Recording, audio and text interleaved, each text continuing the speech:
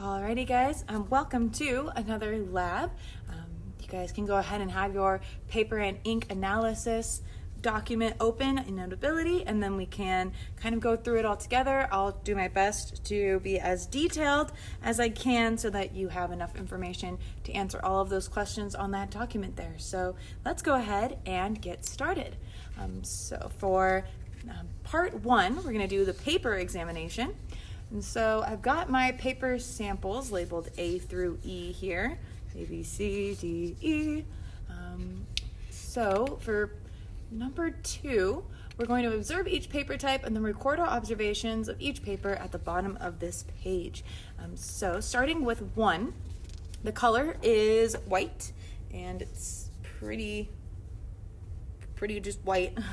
None of these papers are really any unusual color at all, so these are all just going to be white. But anyway, so A is white.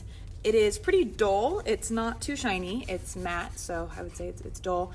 It's pretty thin. It is a little rough. There is some texture to it, and I'll show you because it has a really slight pattern here. So if you can see that pattern, it almost looks like a crosshatch, kind of like a grid. So it's got that pattern there, which gives it that rougher texture. And then once again, it's also patterned. And then any other characteristics, none that I see at the moment. So I'll go ahead and put that there. With B feels like pretty classic printer paper. It is white, it is dull, it is thin, it's smooth. There's no pattern on it or really anything noteworthy that we can see, at least at the moment. And yeah, I don't really find anything too crazy about this. So we're just gonna put that to the side, but we will come back to that for step 3. Step 4, or rather part C here, paper C. So this is still white. It is also dull. It is pretty thick, though this one feels more like cardstock. It is rough, and it does have a pattern, which enhances its roughness here. So maybe you guys can see, similar to A, has a kind of crosshatch pattern going on here. And then any other characteristics? None that are noteworthy. So we'll put that there. D. Now this is white, but this one's shiny. You guys can see. It's thin, not too thick, but it's not super thin either. It's like right in the middle. It is smooth, but it's almost like grippy in terms of its smoothness because of that sheen that it has. It is solid, and shining the light on it doesn't really reveal anything because it doesn't really have any texture of any kind.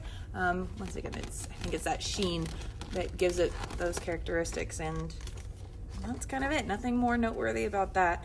And then finally we have E here. Now E feels very similar to B. It's white, it's dull, it's thin, it is smooth, it is solid, but there is a little different texture to it here. You can see this one is more like small spots.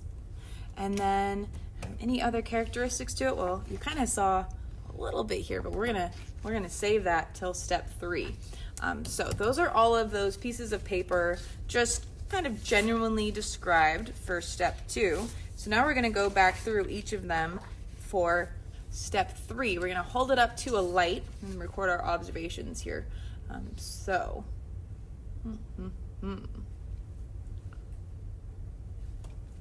For step A, or for paper A, we've got our light here. Nothing's really happening in this paper. So we can say that that one is probably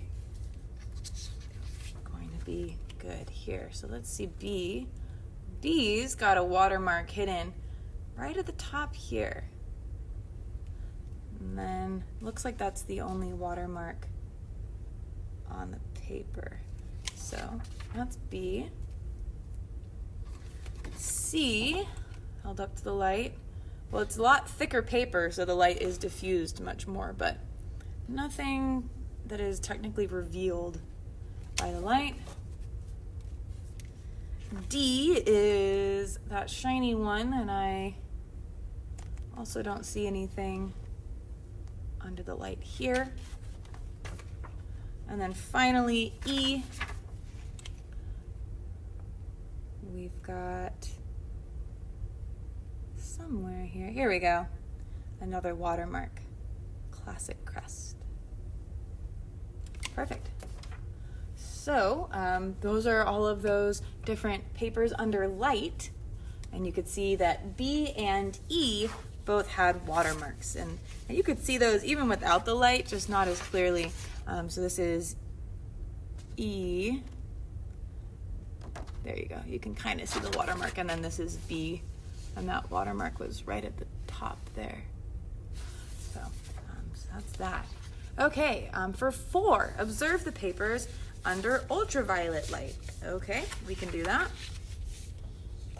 This is always the fun part. Alrighty, so here's A under ultraviolet light. Wow, that really does highlight the different textures in here. You can really see the different kind of paper composites. Awesome, awesome. I noticed that holding it at like an angle in oblique light definitely helps the iPad pick it up a little bit more, and I think reveals some more details. So that was A. And then what color was each paper under UV light? Well, you could see that it was the normal UV color. Oh, hopefully that didn't cut out there. So yeah, you can see it's that like bright green and blue. Okay, here's B. Let's see, what does that watermark look like under UV light? Nothing crazy, but you can definitely see it. Interesting. Cool. And then this is C is next.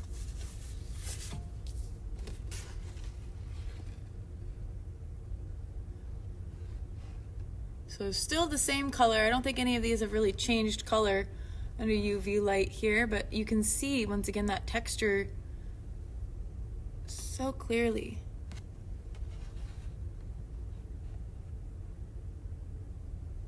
Awesome.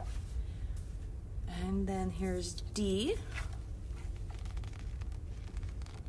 It's much more reflective. Obviously this one is the shiny one. Ooh. You can see the all the paper fibers here. These are all almost like little black hairs, it looks like, under the UV light. And then looking closely at the paper, you can't see them really at all until you know what you're looking for. And then it's right there. Well, that's cool. That was D. And then here's E. And you can see this watermark much more clearly. Sorry, it keeps blacking out for some reason.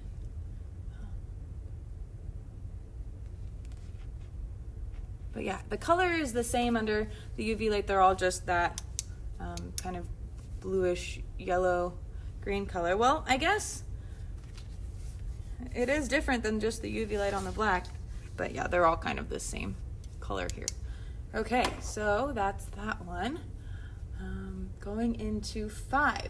Try to rank the papers by weight and thickness. Rank them from thinnest to thickest. We do not have a centigram balance, so we're not going to do that. Okay, so we've got A. I know that C is going to be the thickest, so we'll just kind of stick that right here. So that's C.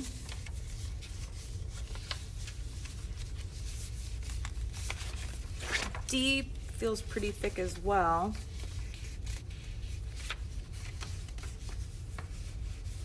I don't really have like a scientific method to test the thickness, but I would definitely say that thickest is C, then second thickest is D, third thickest is A, and then I'd say E is a little thicker than B. So B is the thinnest, C is the thickest. So B-E-A-D-C is the order that I put those in there. Okay, and then using a microscope, observe the fiber structure of each paper. Perfect. So it's microscope time, always my favorite. So we're gonna look at a piece of A here.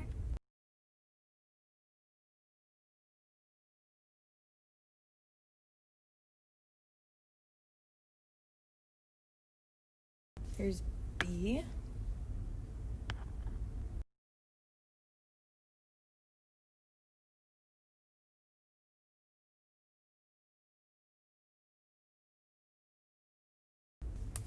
Here's C.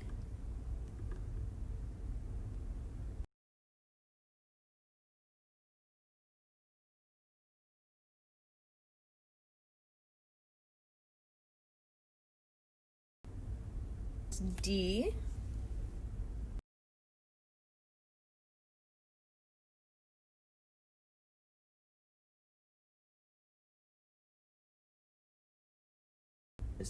Okay, and finally this is E. Ooh, look at E. E looks great.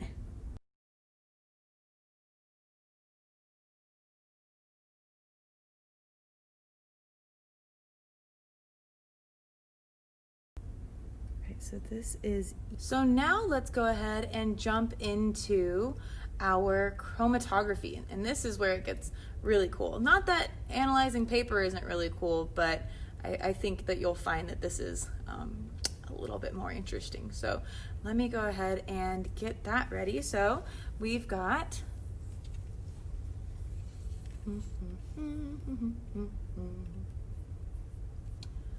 we have our chromatography paper right here, as well as all of my different kinds of inks right here.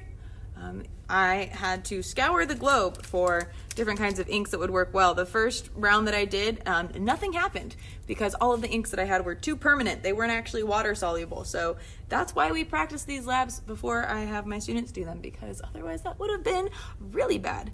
So make a circle with your pencil in the center of the paper. That is my circle. I'm going to segment it into 6.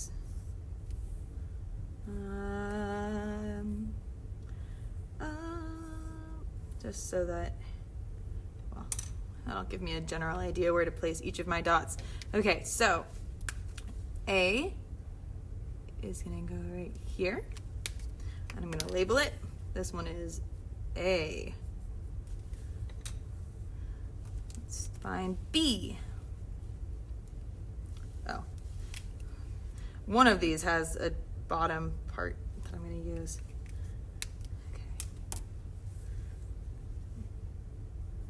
B. Okay, C, this is the one with the bottom that I'm going to use.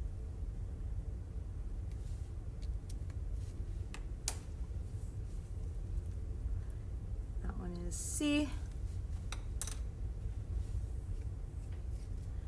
Use D. I know I'm using 2 Crayola markers, but that's because they're different Crayola markers. I've tested them out. They're really cool, unique ways of being chromatographed.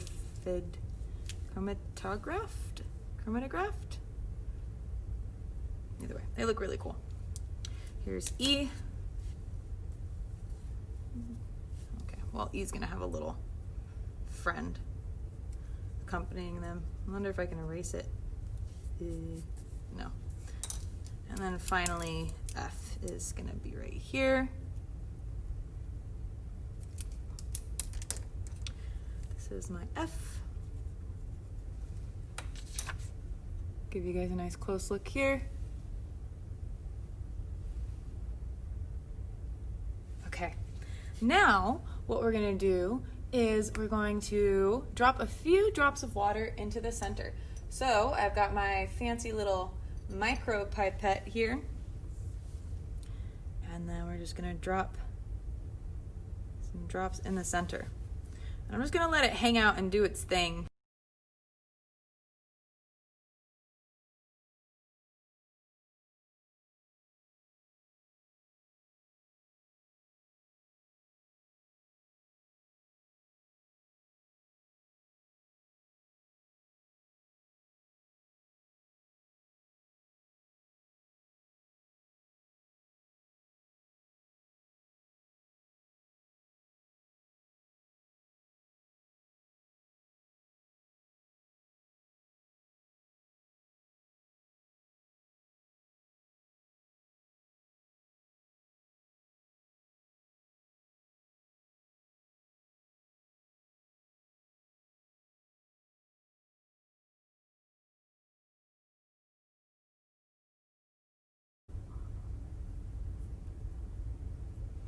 Alrighty, and then here is our finished paper.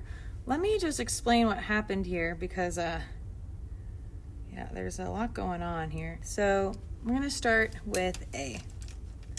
So A had started right here and it worked its way up, and you can see there's some red, there's some teal, and there looks like to be some yellow right on the end here. So that was with A.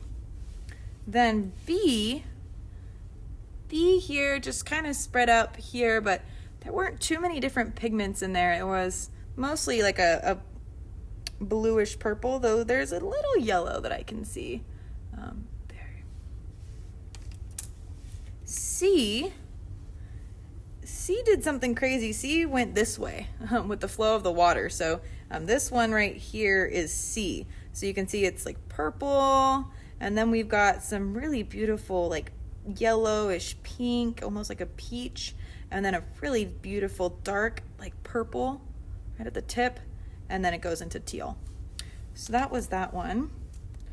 D here is right here. So D kind of merged in with C, and that's just because of the direction that my water flowed.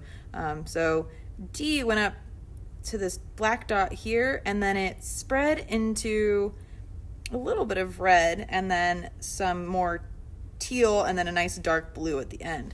And so you'll notice this is the other Crayola. This one was the first Crayola, and this one was the second Crayola. This one doesn't have that really beautiful dark blue at the end, and this one does. So finally, E, well actually not finally, we have two more. E had this really, I think this is also E. E somehow, oh, that was that little piece of fiber that we had, that friend of E's. That's what that is. Cool. So E started out here, and it went into this nice rich like mustard yellow, and then it went into more of a pink that then had a beautiful purple edge, and then it showed off this, once again, lovely like teal. Or maybe that's a different color. Any of those of you who have taken art, maybe you can tell me what exact color that is, because I always tend to get my teals confused. And then finally, F right here didn't really do much. F just kind of went, and then it ended right there. So this is that chromatography. If you guys want to screenshot this, and then you can upload it to the insert a photo of your radial chromatography below. You can just screenshot this and put this picture in there. Alrighty, well, have fun answering the rest of those questions there. I hope that this provided you guys with at least some experience with the content that we've been learning through this past unit. And I look forward to seeing you guys over Zoom in the upcoming sessions. Thank you.